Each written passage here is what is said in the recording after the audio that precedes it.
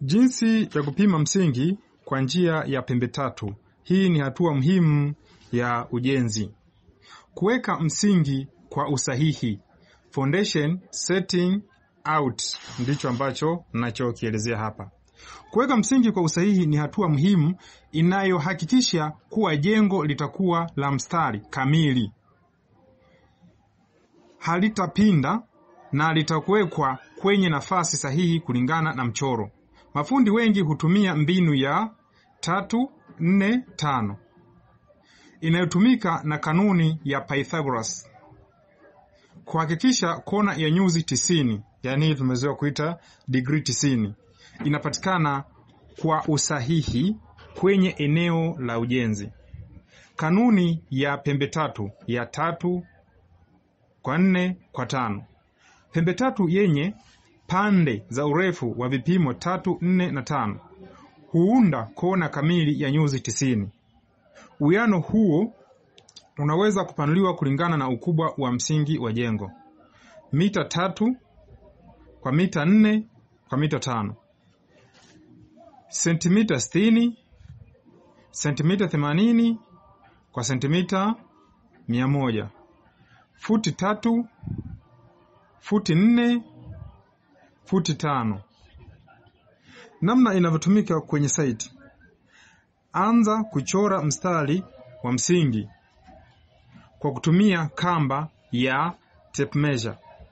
Kutoka kona ya rufaa, pima upande wa 3 kwa mwelekeo wa ndani ya jengo.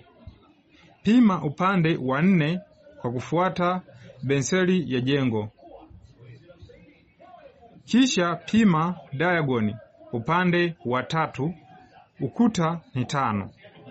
Basi una kona kamili ya nyuzi 90. Kwa hiyo ukipima kwenye 3 na kwenye 4, kivuta ile katikati zikutane zote nitakiwa ipatikane 5.